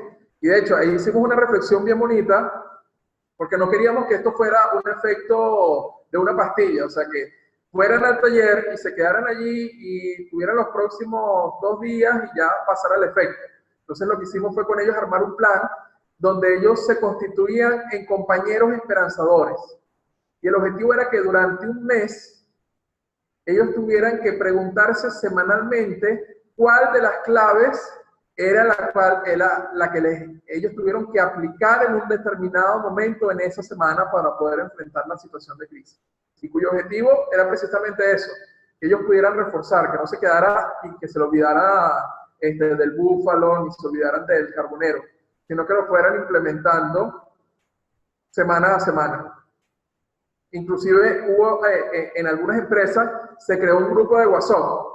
Entonces me incluían al facilitador, me incluyeron, recuerdo, en alguna oportunidad, y ellos tenían el compromiso de ir subiendo frases motivadoras semanalmente, inclusive algunos diariamente, y ese acompañamiento iba durante un mes. Luego el mes yo me salía del grupo y ellos decidían si ese grupo continuaba o no, pero el objetivo era siempre reforzar el recordar esas 5 claves y recordar los otros estados de ánimo que nosotros estuvimos trabajando con ellos. Esto fue otro de los comentarios. Vale destacar que cuando nosotros hicimos esta encuesta, no incluimos una parte de comentarios, sino que era una hoja que nosotros le entregamos a la gente, pero resulta que después nos dimos cuenta que nos colocaban los comentarios por detrás y fuimos tomando eso para poder reflejar cuando le presentamos a la gerencia de la empresa cuáles eran los resultados, le llevamos algunas de las hojas para que vieran. Nosotros no colocamos este espacio, sin embargo ellos querían expresar lo que sentían. Excelente iniciativa para los tiempos que vivimos. Dios nos bendiga y los siga llenando de ideas para fortalecer la esperanza en cada una de las personas asistentes. Buenísimo, me siento renovada. Pero les comento que les tengo un bonus track. ¿Cómo es eso de un bonus track? Esto no se ha terminado todavía. Esto fue lo que nosotros mostramos en el taller. Pero les tengo algo adicional, que era lo que les mencionaba en un principio. En el año 2018, es decir, el año pasado, salió un artículo escrito nada más y nada menos que por el señor Fernando Flores, de Pluralistic Networks. Algunos lo conocen, los que vienen del mundo del coaching ontológico, donde él hacía una reflexión acerca del libro, junto con otro filósofo llamado Scott Rose. Y ellos decían que había algo dentro del libro que les encantaba, pero también había algo que les dejaba como un sinsabor. Algo faltaba dentro de esta distinción de esperanza radical que traía, en este caso, Jonathan Lear. Un segundito. Y es el mirar los mundos. ¿Cómo es eso? Todos vivimos en un mundo. Y cada vez los mundos son más interconectados. De hecho, el título del artículo es ¿cómo es la finitud ontológica del ser humano versus la finitud ecológica? ¿Y a qué se refería este par de autores haciendo la reflexión acerca de esperanza radical? Es empezar a mirar no solamente el mundo ecológico, que ellos están preocupados, y creo que todos deberíamos estar preocupados por los cambios que existen y por el calentamiento global. Dice, si nosotros no empezamos a mirar la responsabilidad que tenemos desde el punto de vista de seres humanos con la ecología, va a venir una destrucción del mundo. Pero adicionalmente, entonces, ¿cómo va a ser la finitud del ser humano desde el punto de vista ontológico que nosotros tenemos y cómo nosotros tenemos que cambiar nuestra identidad para poder ser o tener una mejor relación con este mundo ecológico? Entonces, él hacía la pregunta, primero, ¿por cuál será el búfalo de este mundo interconectado? Y haciendo la reflexión, primero dijeron, curiosamente, petróleo. ¿Por qué? Porque el petróleo es la energía que más utilizamos en este momento y si se acaba el petróleo, entonces van a cambiar las cosas, pero después ellos mismos en la conversación o en la reflexión, mejor dicho, se dan cuenta de que viene entonces el tema de la tecnología y de que en este momento nuestro gran búfalo es la tecnología y la energía. Entonces, ¿cómo podemos hacer nosotros si algo de ese búfalo se va por no haber cuidado del ambiente? Y creo que una gran reflexión al respecto hemos hecho los venezolanos. Por no cuidar, por ejemplo, nuestras fuentes de energía, tuvimos estos procesos de apagones. Y es como les mencionaba hace un momento, es como vivir un proceso de devastación. O sea, no te puedes comunicar con nadie, no tienes acceso a tus tarjetas de débito, no tienes acceso a tus tarjetas de crédito, no tienes comunicación con tus familiares. ¿Cómo puedes hacer para afrontar esa situación? ¿Y qué necesitas? ¿Qué habilidades para poder vivir esa experiencia? Entonces ellos hacían la reflexión de cómo el ser humano tiene que mirarse a sí mismo desde el punto de vista ontológico para que eso cambie. Y hacen la misma reflexión de Jonathan Lear y dicen, todos vivimos en un mundo. Pero ¿qué es lo que a ellos les hace sentir que hay un vacío? Cuando yo definía hace un momento la esperanza radical, decía que era un compromiso con la posibilidad de algo bueno. Y eso a ellos les sonaba como muy etéreo, o sea, como muy vacío. ¿Qué falta ahí? O sea, suena como que yo me tengo que sentar a esperar a que algo suceda. Y ellos entonces hablan acerca de meterse más en la sobrevivencia ontológica, pero específicamente para mirar la sobrevivencia ontológica tengo que mirar los mundos. Y los mundos, y esto es algo que ellos agregan, los mundos no son estáticos, los mundos son cambiantes. Entonces tengo que hacerme la pregunta de si los mundos son cambiantes, los mundos son históricos. Por lo tanto, yo tengo que empezar a mirar cuál es la historia del mundo donde yo me muevo. Entonces le hago una invitación y le hago una pregunta bien particular. Nosotros hemos, por ejemplo, mirado la historia del mundo del coaching. Recientemente vi un video, y lo invito a que lo miren aquellos que no lo han hecho, que es de Julio Laya, en uno de los congresos de la FICOP, donde él está hablando acerca de la historia, en este caso del coaching ontológico, y donde él empieza a mirar de dónde surge y cuáles son los movimientos que se han dado para que estos estén en este momento.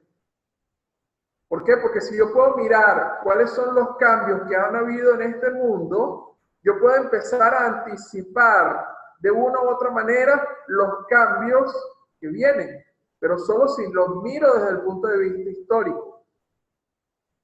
Si yo empiezo a mirar cómo viene la historia y empiezo a mirar qué es lo que sucede en este presente. Por ejemplo, yo comencé a hacer esta reflexión acerca del mundo del coaching y me hice la pregunta de qué es lo que se ha modificado desde que yo estoy. Y recuerdo claramente en una conversación que tuve con otros coaches, donde hablamos acerca de que el coaching online, eso no iba a suceder. Y fíjense, eso fue hace como 6, 7 años. Fíjense lo que está sucediendo en este momento. Estamos teniendo esta videoconferencia, donde todos podemos interactuar, donde podemos conversar. Y en este momento, por lo menos para mí, el 60 o 70% del coaching que yo hago es online. Entonces, tenemos que empezar a mirar cuáles son los cambios que se van dando en el mundo donde yo estoy actuando y cuáles son los otros mundos que a mí me van impactando. Por eso les coloqué esa imagen allí de fondo. Los mundos están relacionados, no son mundos aislados. En este caso, el mundo de la tecnología ha impactado el mundo de los coaches y nos ha permitido lograr esto y nos ha permitido lograr tener sesiones de coaching online, que por supuesto tienen sus fortalezas y tienen sus debilidades, pero es un cambio que se da en el mundo. Y si podemos empezar a prospectar y podemos empezar a mirar el cambio tecnológico y cómo nos va impactando, podemos mirar, por ejemplo, que ya dentro de unos años se acerca la realidad virtual. Entonces la capacidad de hacer coaching va a ser no solamente a través de una pantalla, sino que vamos a poder mirar la persona con realidad virtual caminando, sintiendo que está como allí acompañándonos. Entonces, los mundos se van modificando. Inclusive podemos hacer la reflexión en este momento con el esfuerzo que está haciendo la ICF, la International Coach Federation, y también lo están haciendo otras asociaciones, como lo vi en el congreso de la BECOM, acerca de cómo podemos hacer para que el coaching sea cada vez más profesional, porque se está dando algo dentro del mundo del coaching, que está creciendo de una manera impresionante. Hay gente que con 2 horas de curso se declara coach. Entonces, eso es mirar el mundo en el que estamos habitando. ¿Qué fue entonces lo que le llamó la atención a Fernando Flores y qué fue lo que le llamó la atención a Scott Rose acerca de la reflexión de la esperanza radical? Que no hay que quedarse tranquilo solamente esperando que algo bueno suceda, que aparezca la posibilidad, sino que tengo que estar atento a cuál mundo me estoy yo moviendo en estos momentos. Por ejemplo, una pregunta que yo hago y que a algunos coaches no les gusta mucho, pero es, si los mundos son históricos, entonces va a llegar un momento donde el coaching va a desaparecer.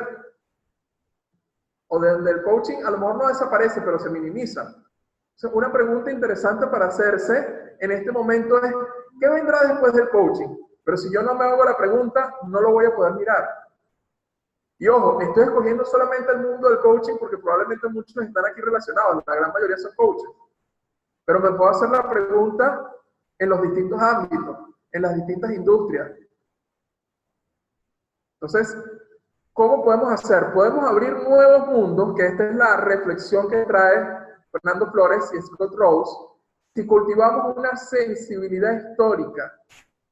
Y esa sensibilidad histórica también la llevo a la reflexión de Venezuela. Por eso me llamó tanto la atención la conferencia del Congreso de la Asociación Venezolana de Coaching, porque era mirar la historia de los venezolanos. Si no miramos nuestra historia, ¿cómo podemos modificarla? ¿Cómo podemos cambiarla? Y mirar la historia junto con los cambios y las emergencias que se están dando en este momento. Cómo los otros mundos van a impactar nuestro mundo. Por ejemplo, solamente por dar el mundo de la tecnología, como la cuarta revolución industrial, que fue un término que fue acuñado hace pocos años, si no me equivoco, hace 3 años, dentro del Foro Económico Mundial, cómo nos está impactando. Recientemente vi un artículo para aquellos que trabajan en el mundo de recursos humanos, donde Amazon desarrolló una tecnología donde existe una inteligencia artificial que ya puede despedir seres humanos sin necesidad de que haya una intervención de un ser humano. Es decir, la máquina determina, ya a esta persona hay que despedirla y genera, digamos, la comunicación que le llega a la persona y le dice usted está despedido. Y esa es la reflexión que quiero que haga.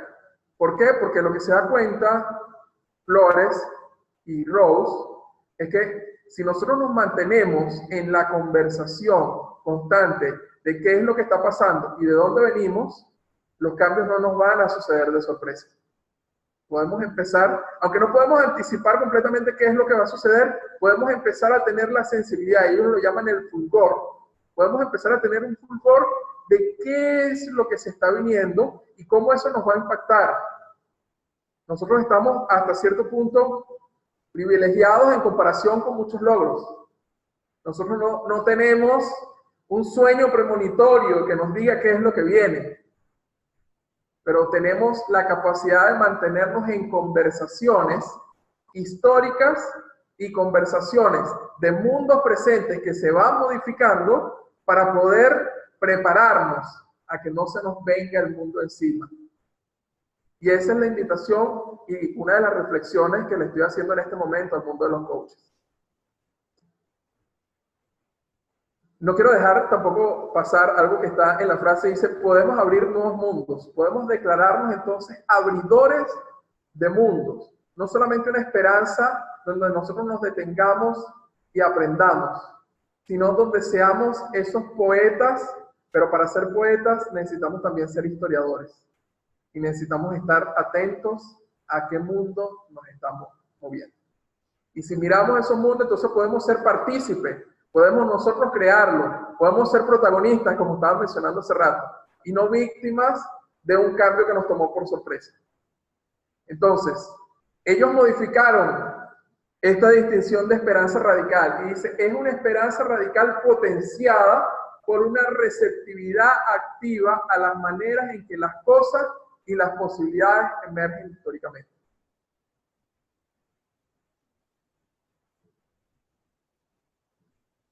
Si alguien quiere un espacio, quiere revisar alguno de estos, tanto el libro como el artículo.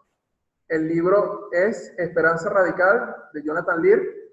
El subtítulo es La ética cuando te encuentras frente a la devastación cultural. Fue publicado por la parte editorial de la Universidad de Harvard. Y el artículo de Fernando Flores y Scott Rose se llama La finitud ecológica y la finitud ontológica, la esperanza radical frente al antropoceno. Y el antropoceno ellos lo llaman esta época donde el ser humano es el centro, que es el que va a decir qué es lo que va a suceder con el mundo ecológico. ¿Okay? Entonces, quiero abrir el espacio también, un segundito, para conversar. ¿Qué es lo que les va quedando de todo lo que les he mostrado hasta este momento?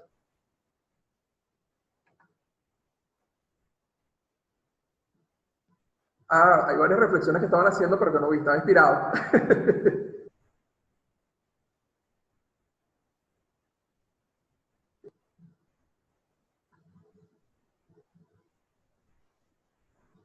Me emociona poder mirar el valor que esto que traes da a los coaches para servir al otro, cliente o coaching. Como lo estaba mencionando, es una reflexión que estaba haciendo anoche, Aida, y es que nosotros los coaches, uno de los estados de ánimo con el cual tenemos que acompañar a nuestro coaching es la esperanza radical. ¿Por qué? Porque si miramos esa esperanza radical como esta capacidad que tiene esta persona de reinventarse a sí mismo, entonces somos los acompañantes de la esperanza radical con ellos. De que no sabemos qué es lo que va a surgir, pero en la conversación, un nuevo ser, con una nueva identidad, va a aparecer o se va a abrir en un nuevo mundo. Entonces yo creo que ese en el fondo es la reflexión más profunda con respecto al rol del coach y el estado de ánimo que lo acompaña. A ver, ¿cómo se llama el nombre del autor que menciona de Esperanza Radical? Se llama Jonathan Lear.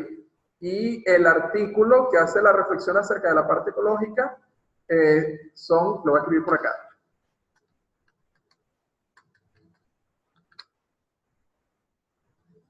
Scott Rose y Fernando Flores.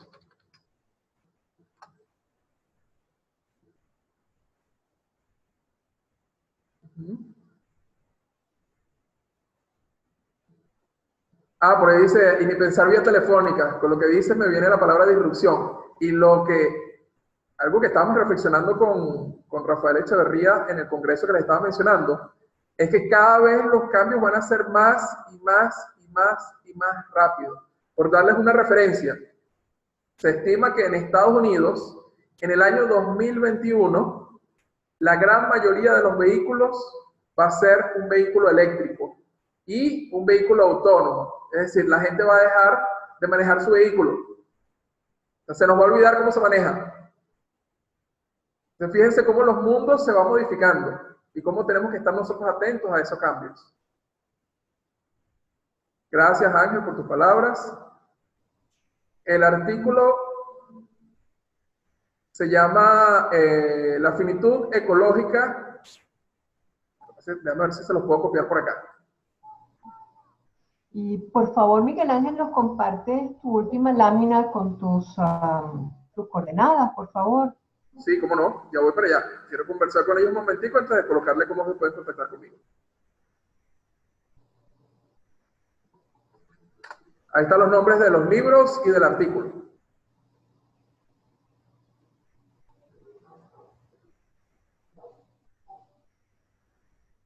Colocarles la lámina. ¿Cómo me pueden contactar? Que me estaba diciendo por allí Conchita. Okay.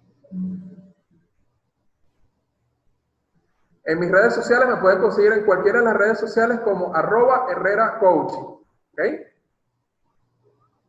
Mi número de teléfono, el prefijo es +58 412 500 9993. ¿Cuál es mi correo? Es miguelangel.herrera@outlook.com.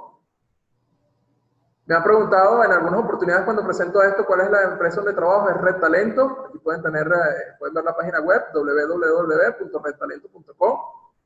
Donde aprendí la distinción de esperanza radical fue en el programa Ser Embajador de Posibilidades del doctor Fernando Flores, que también tiene la oportunidad, si alguien le llama la atención, puede contactar por allí. Fíjense que el nombre lo dice, ¿cómo podemos ser un embajador de posibilidades en el mundo? ¿Okay? Bueno, y vamos cerrando. En estos momentos, súper agradecidos, Miguel Ángel, por tu presentación.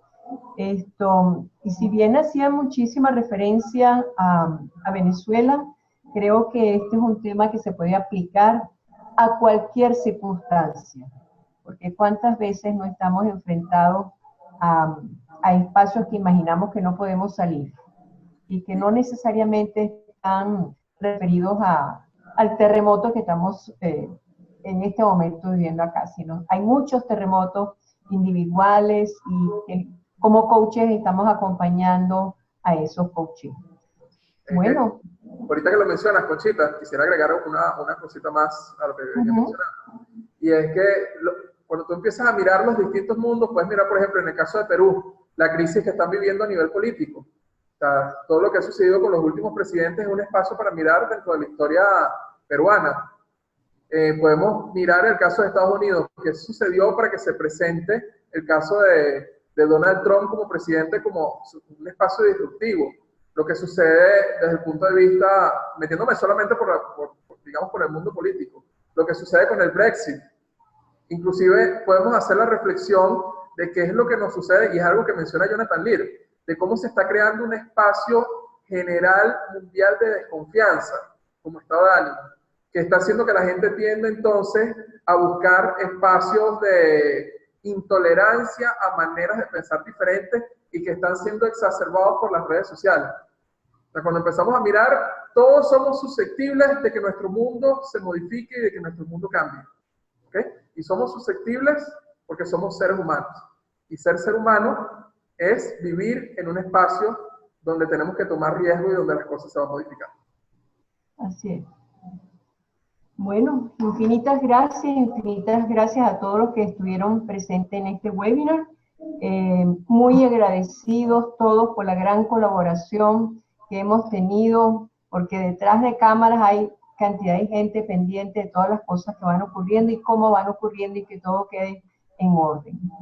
Y nuestra invitación es para esta noche, que será 7 horas de Bogotá, 8 horas de Venezuela, 9 horas Argentina, donde tendremos a Marco Leone con el culpa o responsabilidad es el tema que nos va a tocar. De manera que aquí estamos rodeados de excelentes conferencistas. Gracias, Miguel Ángel, por ese maravilloso regalo que nos has brindado hoy. Ustedes no se imaginan lo que significa que Miguel Ángel, que vive en Valencia, esté presente en este momento y que esta transmisión haya sido impecable, realmente. Pues, sí, miles de para hacer gracias. la acotación, que se estarán preguntando qué significará eso. En este momento, como restos de la situación que tenemos a nivel eléctrico, digamos en varias ciudades, por ejemplo la ciudad donde yo vivo, en Valencia, están haciendo cortes y son cortes eléctricos y son sorpresivos. O sea, no tenía manera de poder predecir en qué momento podían quitar la electricidad, y como no sabía, entonces tuve que ubicar un lugar. En este caso, aunque ustedes no lo crean, estoy en una clínica. Entonces, estoy en el salón de conferencias de una clínica, porque es la única que me aseguraba de que tenían un internet satelital que no se iba a caer y donde me podían asegurar de que si se iba la electricidad, automáticamente a los 30 segundos se activaba un generador eléctrico para poder mantener. Esa es la parte guerrera tuya, Miguel Ángel. Excelente. Bueno, mil gracias a todos por su presencia y los invitamos pues para esta noche y mañana pues para seguir con los webinars. Sigan posteando esta invitación para que sea mucha gente la que se entere de todas las cosas que hacemos los coaches. Mil gracias y buenas noches para todos. Mil gracias a todos. Gracias, Miguel Ángel.